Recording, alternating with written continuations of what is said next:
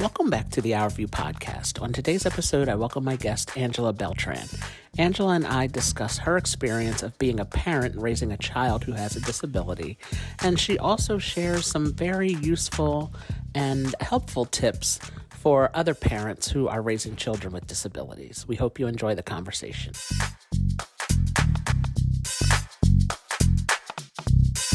I would like to welcome everyone back to another episode of the OurView Podcast, where we aim to educate, raise awareness, and change the tone of conversation about disabilities.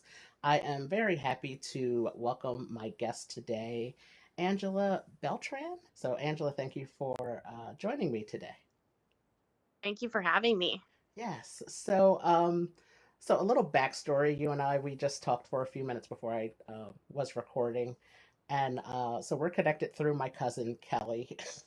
You and Kelly went to college together, to the same college, and met through the Greek life there at the college in Oregon.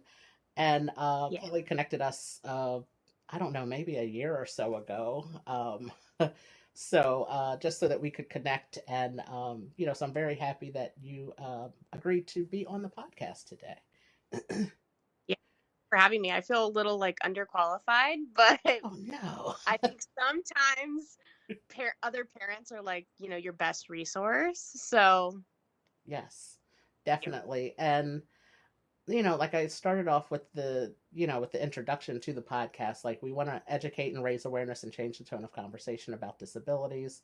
And there are multiple ways to do that. So, I have, like you said, parents, they offer the best resources, and they, have provide an insight to the world of caregiving and the world of disability through caring for their children that, that people don't realize all that goes into that. They see what people want to share on social media, or what they see in their passing or when they go over to visit, but they don't know the 24-hour care that goes into that. So I'm very happy to share your story and your experience today on the podcast. Excuse me.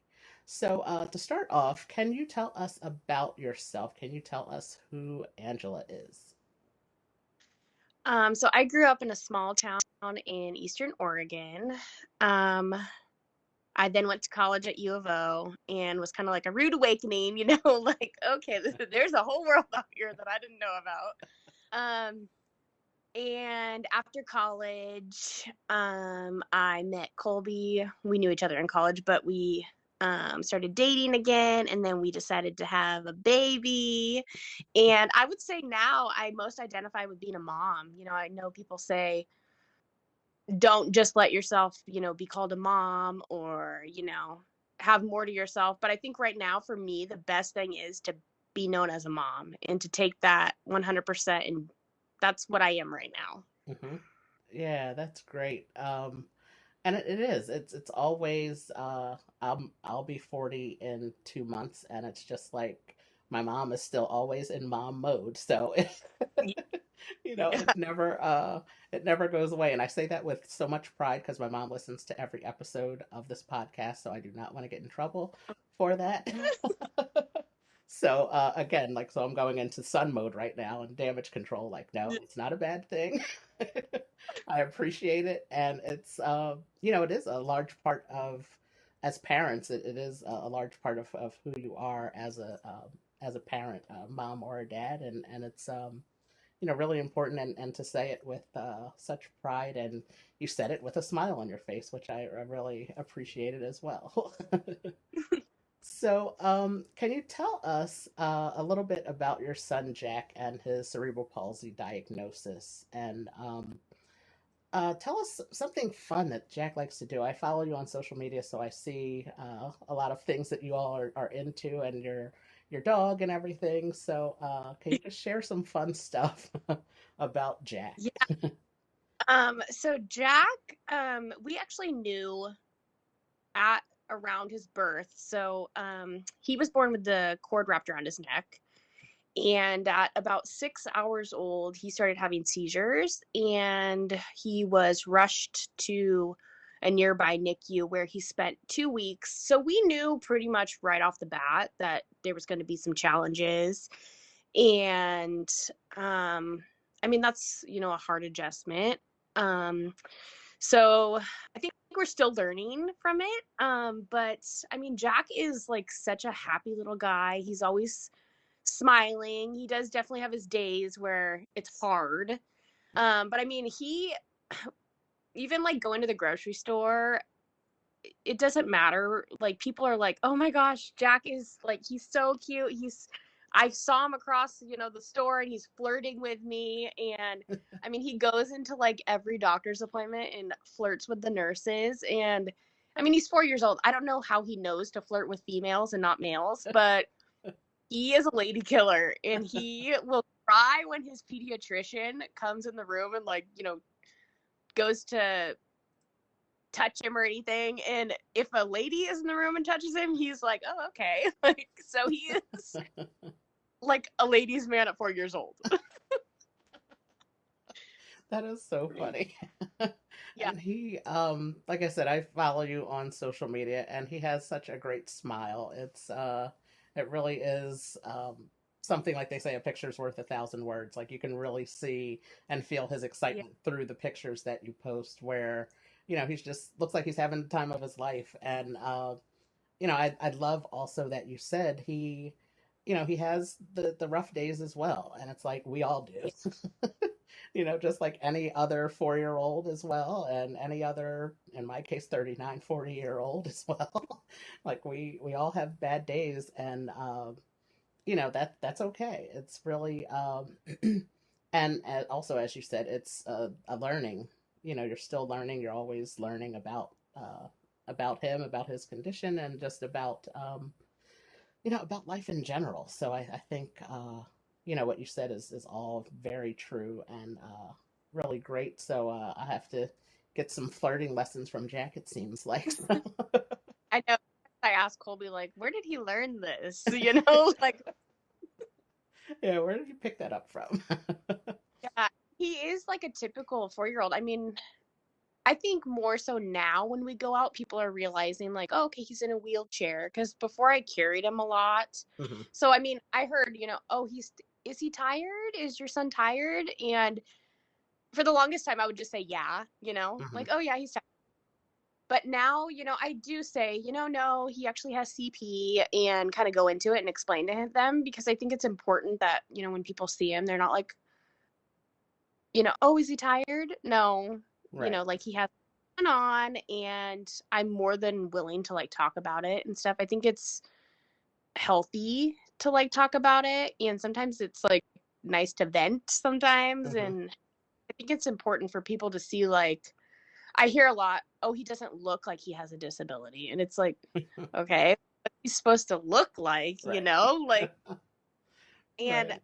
I, like, it used to really offend me, like, are you saying that because he has a disability, he can't, smile at you, or he can't, look a certain way or flirt with you? Like, Right. so I like to sometimes point it out and be like, he's just another typical 4-year-old. Like, just because he can't necessarily speak to you, or he can't, walk across the room to you, doesn't mean he can't engage with you. Right. Yeah, and that is, I love, what you said, like talking about it. I think that is, Yeah. again, one of my big things is changing the tone of conversation. And a big way of how we do that is having conversations, and Yeah. just to break down those stereotypes and those stigmas about disabilities, and oh, he doesn't look like he's disabled. He doesn't look like he has a disability. Like, what does that look like? Yeah, tell me, exactly. tell I me don't. what, tell me what that looks like. And Yeah. I follow some content creators on TikTok, and there are some deaf or hard of hearing um, people on TikTok, and it's just like, "Oh, you don't look deaf," and it's like, "Well, what does deaf look like?" I don't understand that. I don't understand that comment at all. Yeah. It's like they said they are deaf, so they're deaf. Like it doesn't have a certain look. But Yeah. I think it's just, and I don't know where it comes from. I guess just maybe from TV and other movies and TV shows and things, where you where we may see the person with a disability always needing help and always needing a caregiver and things like that. So, they'll see somebody like myself in a grocery store by myself and they're just like, oh, like, well, wait, he's in a wheelchair. How's he doing this on his own? And, there's Yeah. things in a grocery store I can't reach. So I will ask either another customer or if I see an employee, I'll, I'll ask them to help me reach something. Like, there's no shame in my game about that. I don't want to bring the whole shelf down either. So there's that part. Cause, so I really appreciate you saying that you do talk about it and share, what his diagnosis is, and also just like you said, he's a typical 4-year old.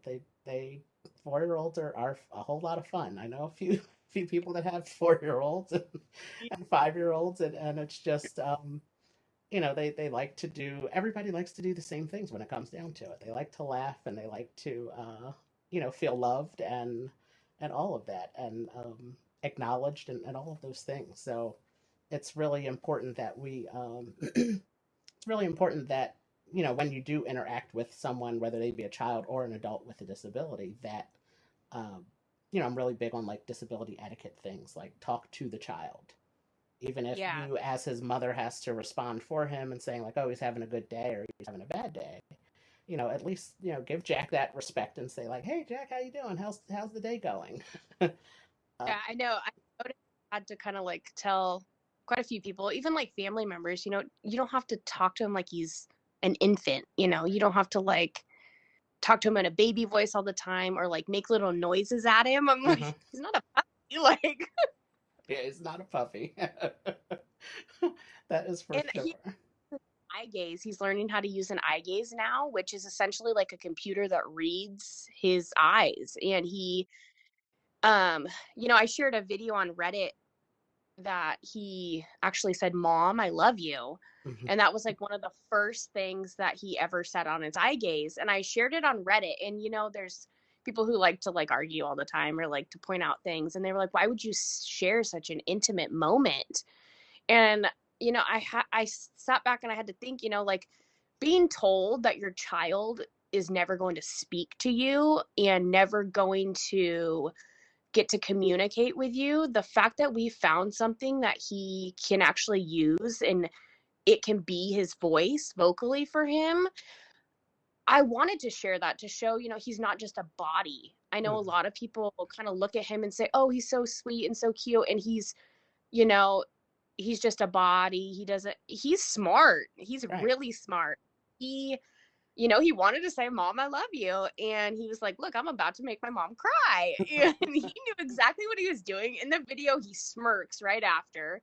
And he knows, like, all right, I'm about to get any toy I want. And it's just like, I had to share that. And the people on Reddit, the person that I was kind of like arguing with was like, I never thought of that. I never thought, I probably would view that child as just a body and maybe, not realize that his mind is probably going a million miles an hour. And I have to sit back and look at, that and realize like, oh, okay, this showed me that he has a voice inside of his body and he wants to talk. Right.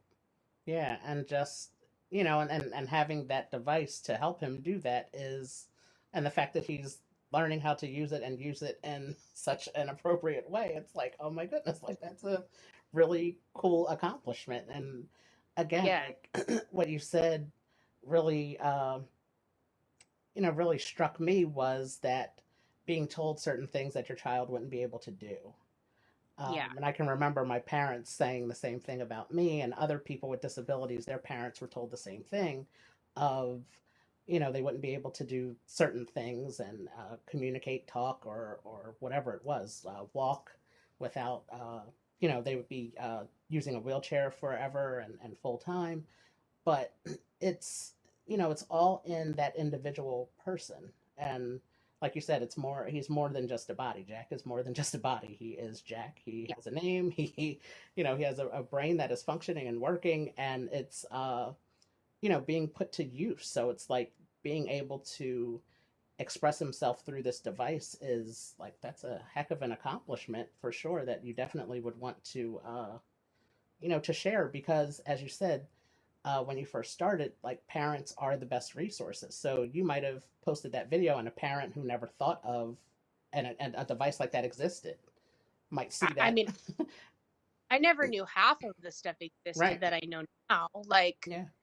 I, I would have never even thought that they had something like that. And now to learn that, it's like, whoa, Hmm. like, even to let other people that maybe, don't know anyone with a disability, but you never know. One day they might, and they can be like, hey, I saw this video of this child using this device that reads his eyes, or like Right. they have like bodysuits now that could maybe one day help Jack stand on his own, or like, Hmm. so I think it is important to like share different devices or share different like stories to show that there are so many devices out there. Like, they're probably really expensive, but if you can Right. get your hand on it, it's well worth it. Yeah, and you never know who you might be reaching through telling your story and sharing that one video. Like you said, they could, that could reach another parent or a friend of someone who has a child that that is nonverbal at the time, but they may be able to use that device, and it really is giving literally giving them a voice. So Yeah. it's so important. I always feel that same way, like about myself, to share my stories. And recently I posted things about me driving in my car, and Yeah. with my hand controls, and I've gotten so many messages like, wait, where do you get hand controls from? Like, how does this happen? Yeah. I want to know for myself. Like, there's nowhere near here that offers that. So, and then of course the whole process of doing something like that, and like you said, finding devices and the cost of things sometimes gets in the way. But but it's just important to share these things, because you never know who in the wide world of the internet, who you might be reaching across the globe, literally, and who could have an impact off of the one thing that you shared. So it's really, Yeah. And to like the cost thing, I mean, I know as a new parent kind of to this world, I have found so many foundations, so many grants, that help with anything and everything that you might need. You just have to kind of show that you need it, and sometimes you have to be willing to share your story. And I mean, people want to help, and you just have to kind of like go out and search for it. Nobody's going to just hand it to you. right. Um, thing that I've learned is you have to be willing to like admit that you don't know something, because I mean, nobody's going to help you unless you ask Right. in this world. I think disability sometimes makes people uncomfortable, and they don't necessarily know that you might want the help, or like, even sometimes on, Instagram or something, I'll have people who I haven't talked to in years, and they'll send me something and they'll say, I hope this doesn't offend you, but I saw this and it reminded me of Jack. And I love that. Hmm. Like, none of that offends me at all. Like, I love the fact that you saw, you know, accessible clothes in Target or Kohl's and you sent me that. Like, I absolutely love that. So I think it's just important to kind of use your resources, use other people, don't get offended. Hmm. Yeah, I always tell people I appreciate it, because it shows to me, it shows that first of all, the things that I post are being seen. Yeah. So it puts it in their mind to think about disabilities, and when they see something, they'll say like, "Oh, Arthur, I'll send it to him." The big thing Yeah. now this time of year, I usually get a lot of the accessible costumes, like wheelchair costumes that fit over wheelchairs and Yeah, things I like got my last year and this year. So yeah. that's, I mean, I didn't even know about that before. Like, I would have never even thought about that, but it is important to see that. It's important to like, walk into Target and realize, oh, hey, this year Jack can be an astronaut because Right. there's a rocket ship that can go on his wheelchair. Hmm. And just to even see like other little kids, like I know I took him to a fair and rodeo, and after it, my aunt said, little kids just love Jack and they just are interested. And I'm like, maybe not all kids have seen a child in a wheelchair, or they've maybe never seen a 4-year-old that can't verbally talk, so they're interested. And little kids are like little sponges, and they you know usually they're not negative, if you let them know that this isn't a negative thing, Jack, he understands you, and yes, he wants you to push his wheelchair with a minute, like, Mm-hmm. it's important to share that stuff with little kids. And I think that that's one of the things that I have been trying to do is like, kind of maybe if a little kid is like looking at him in the store, Jack obviously he usually smiles at them, and so I say like, oh, Jack likes you, or he's smiling at you, you could say hi. Mm-hmm. So I think that that's important. It is. It's so important because educating them as children makes them aware when they become older, teenagers and adults, and Yeah.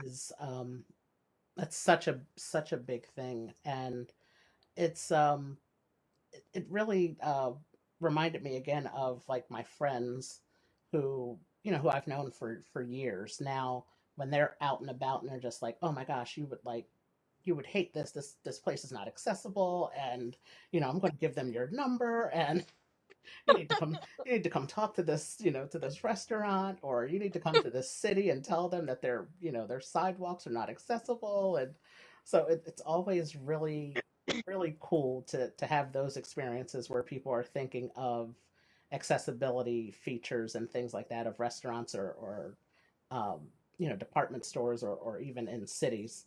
And just to back to what you were saying about other children and how children respond to me. And that's how I started this whole OurView thing, because of my nephew and his friends at school, that like it hit me like, oh, well, maybe they've never seen somebody in a wheelchair before.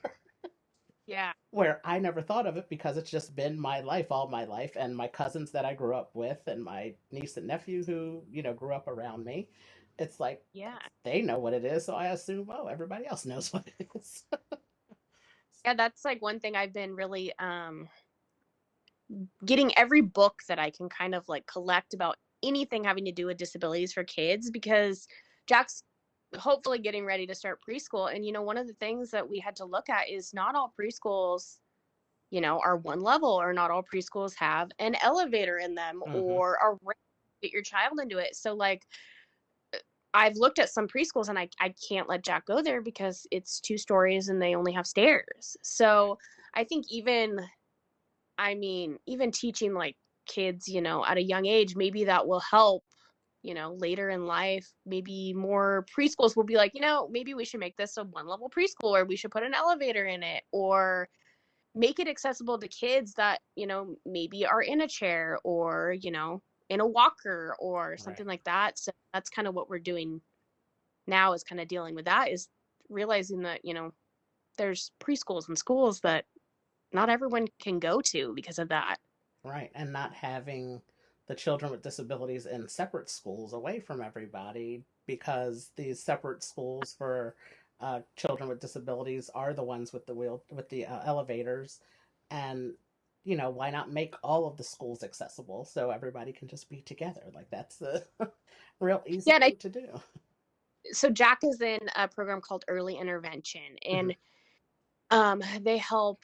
I mean, they've been helping him since he was, I think, 4 months old, and it's through the school districts that you're around, and a lot of um, people maybe don't know that it's out there. But I know his pediatrician, put him in for an application when he was like 4 months old, and so we actually have been involved in that, and it's opened my eyes to the fact that like now they are trying to make sure that every child gets a chance to go to a public school, and Hmm. they're not tucked away in a classroom where it's all kids with disabilities. And I think that that's so important, because I mean, Jack is smart, and like a lot of kids with disabilities are very smart because they look around and they are aware, they're constantly watching, like, Hmm. and seeing everything. And they sometimes are even smarter because they are watching everyone, seeing everything, and not interrupting and actually listening. So Yeah, I think that that's important. taking it all in, literally, Yeah. just and even and kids, and that's again, it goes back to what you were saying. Like Jack is like every other 4-year-old, because a child with or without a disability can pick up on energy from people, and Oh, will let you know if they're not feeling a certain person. yeah. Like that. So true. So that is with or without a disability. I know plenty of kids that will definitely look at you and like, yeah, that's yeah, we're not we're not doing this. I'm not feeling this right now. Like so, they will definitely tell you. Yeah. And so I know we've said so many things already. But can you share with us one specific thing that you wish people knew about Jack? I think my main thing is, he's not just a body. So I know I said it earlier, but yeah, I I mean, I think I was even guilty of that. Like, when you saw a kid that maybe wasn't verbal or couldn't walk on his own, you kind of just thought, oh, okay, they're just sitting, that's just a body there. And he has a mind. He's so smart. He's starting to throw fits on his eye gaze. His favorite word is no. Like he is a typical 4-year-old. Like he wants to be included. He wants to be played with, like he can't walk up and necessarily play with another child, but I mean, like his little cousins will interact with him and you can just see it. Like he lights up. Like that's why even with COVID, I want to get him into like a preschool or a program because I think it's going to benefit him so much. And, I've been asked, oh, do you want to have another child? And I would love to have another child. And I think that siblings are, really important.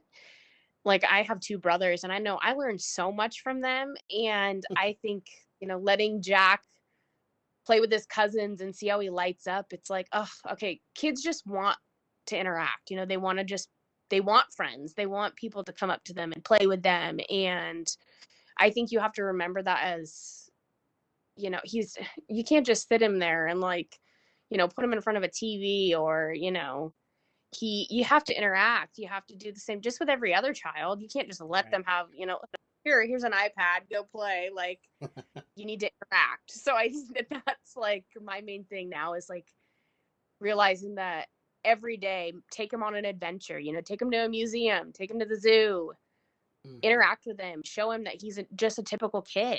Right. Yeah, that is it's so true because that is exactly what, that's what everybody wants. That's what kids want and adults. And it's just to, again, to be acknowledged and to have that interaction, that social interaction with other people, with their peers. And, Yeah. the fact that he, has that interaction with his cousins, again, as I shared in the beginning of our conversation, my cousin Kelly, and she and I, we are from a very large family. Our moms are one of 7 siblings, and we have 10 first cousins on that side of the family. And now some are married, some have kids. So we're, our Thanksgiving and Christmas dinners, before COVID were, 25, 30 people big. So it can be very, very large family gatherings that we have. And the fact that most of us grew up all together, and even with Kelly and her brother, they didn't live in New Jersey, but my family, my sister and I, and my mom and dad, we would go visit them, and just to have that interaction with everybody else, really did wonders for me. I know, and then it also prepared me for the outside world because having an older sister, it's like, yeah, we fought and we argued with each other. And I think you probably touched your other family and, Hmm. showed them so many things that, maybe they didn't know, or, they wouldn't know otherwise. Like, I think his cousins and stuff are going to grow up maybe being a lot more open to people. And, you know, I know that you hear so many times that, oh, kids these days are bullies. And I don't know, I think that that's maybe true, but I think that kids are actually kind of, you know, hopefully coming around to the idea of like, oh, everybody deserves to have friends. Everybody deserves to be included. Just because so and so can't do this or can't do that doesn't mean that I can't be their friend. Hmm. Um, so that's why I've been collecting the books of all the disabilities because I would like to like have like a collection of books that I could take in, Jack's first day and be like to the teacher, I want to, share these with the class or give them to the class so that they can learn that other kids, not everyone is the exact same or looks the exact same or can do the exact same things. Right. And I think what you said about the bullying, that's a really big thing. And I think it I won't say all of it, but I'll say I think some of it comes from just not understanding differences and not Yeah. understanding that, you know, the person that the child that they see using the walker or the wheelchair or the crutches needs those to get around. Like, and Yeah. and it can be as simply, you know, described simply as I tell a lot of kids, well, my leg muscles aren't as strong as yours. So I Yeah. need, you know, so depending on their age, like a 4 or 5 year old, like, oh, well, what happened to you? Why do you need those sticks? Well, because my leg muscles aren't as strong as yours. And they're Yeah. just like, oh. I said, so yeah, so I wear braces on my legs. I use these crutches, and kids are just like, oh, okay. Like, you know, it's no big deal. Yeah, usually they're pretty, what I've noticed is they're pretty interested. They want to know. Hmm. And like, they're way more willing to like, I think, show compassion if they know, oh, okay. Like when Jack has a seizure, his aren't like grand mal seizures, but they're like little, I tell, his cousin will sometimes say like, what happened? And I'm like, oh, his brain just needed to shut down and restart like a Hmm. computer, like just needs a second to restart. And he goes, oh, okay. Like, Hmm. and he has a feeding tube, and, you definitely see eyeballs kind of look at you when you go to feed him. And his one cousin is like, oh, ouchie, ouchie. And, you can just explain, it doesn't hurt him, like, this is how he eats. Like, Hmm. he can taste things in his mouth, but he gets most of his food in his belly, and this helps him. And it doesn't hurt at all, you Right. know. And then show him like when you vent him, like, look, he's tooting, and then they're, oh, Hmm. that's funny, So you just have to show kids, I think, and let them know. Yeah. And I think the fact that there is a lack of opportunities for them to have those conversations, I think that's a Yeah, really big thing. Like, it would be great if, I don't know how, I mean, I know teachers are so busy. I know a lot of teachers. I appreciate you all because I know a lot of them listen to this podcast again. I don't know yeah, how they would fit it in or where they would fit it in, but to have that as part of a conversation, I don't know. I guess science class would be a good way to explain some of these things, and talk about the nervous system and how the brain works, and the development, how that works, and how certain disabilities are caused uh as a result of certain things. But yeah, it's really, I think that's what it is. They don't have an opportunity to learn about these things unless if they, like Jack's cousins, they have somebody in their family, or they have a friend or someone they know in their neighborhood who has a disability that's going to take time to share stories and experiences of saying, like, oh yeah, this is just how I do stuff, and it's no big deal. I have to do this, and I keep it moving. Like life, I'm living life, and like you said, yeah. how Jack eats, it doesn't hurt him, and it's just how he eats. It's just different from the way that you eat, but it's still his way of eating. Yeah, I saw another parent that, every year that her child goes to school, she gives a presentation. Her and her husband go in and they give a presentation, and then they let the class ask questions. And I think that that's one thing that I would love to do, is do that every year, go into his class, maybe have a couple classes that Hmm. you share. This is Jack, this is, how he does things. Do you have any questions? And I think you'd be surprised how many kids have questions. And Absolutely. you know once you teach them, not only could they be his like ally and help him, but it'll maybe, okay, well, this class learned about him, like, oh, well, then this is how he works, and then they want to share more. Hmm.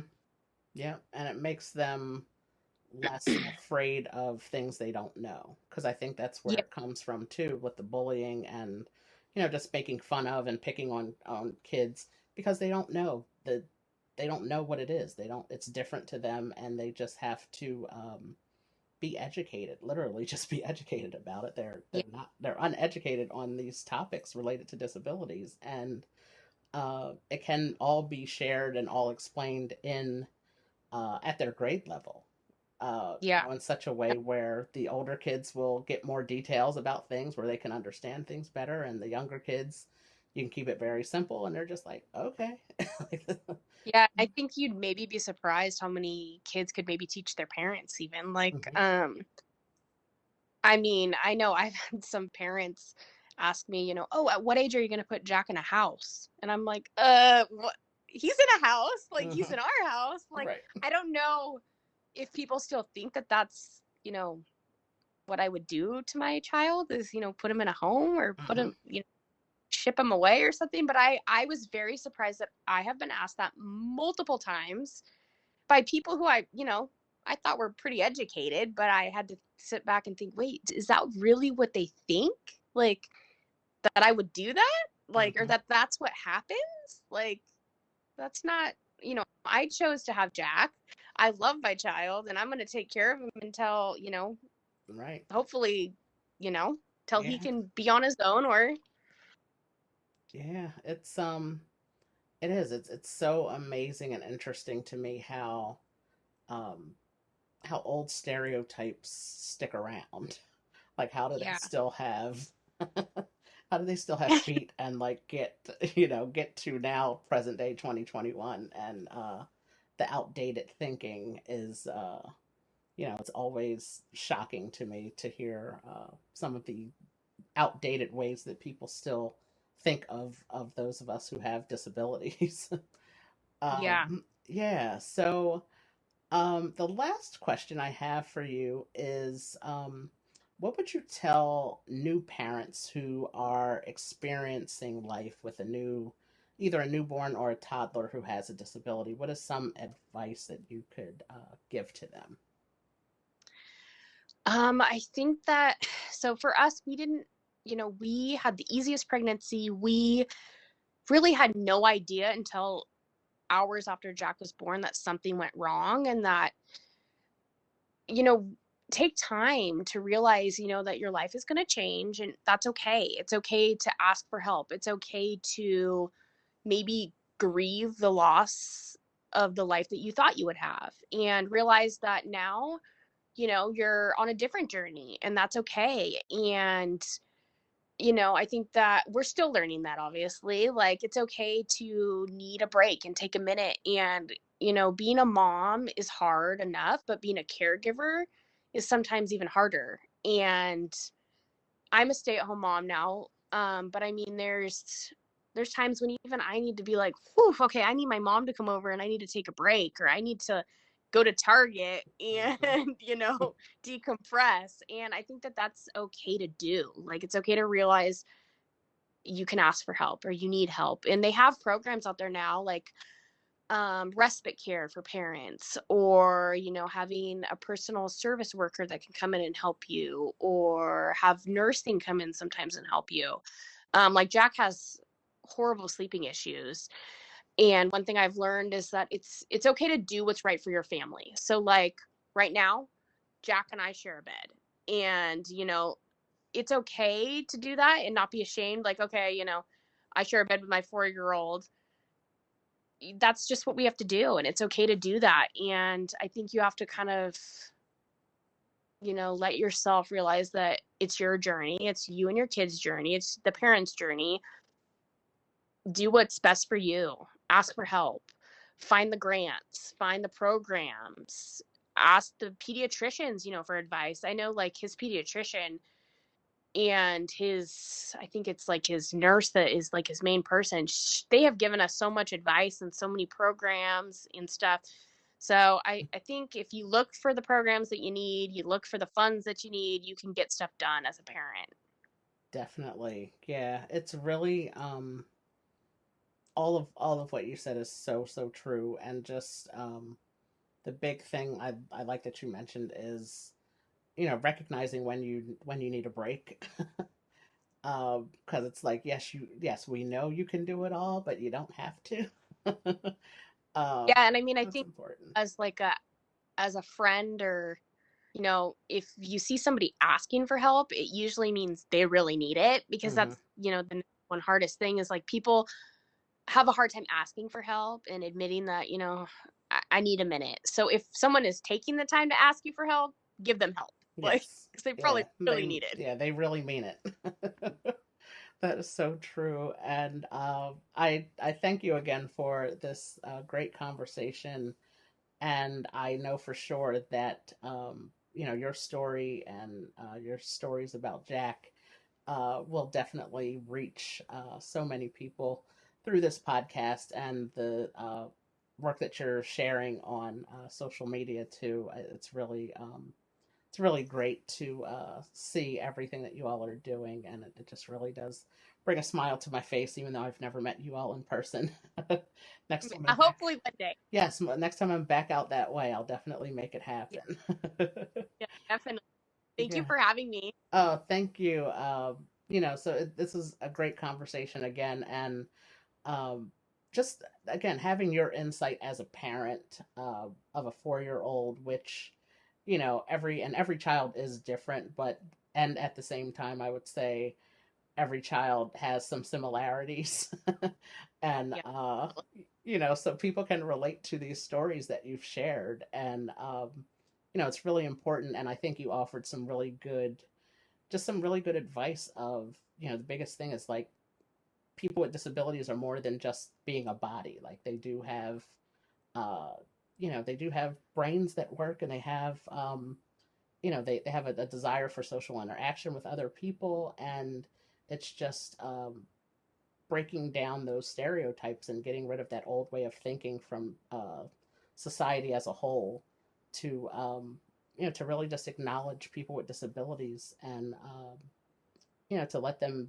be human beings and be people. So I think it's really really important, this conversation that we've had. So thank you again so much for your time, and I look forward to speaking with you soon. Thank you. Thank you.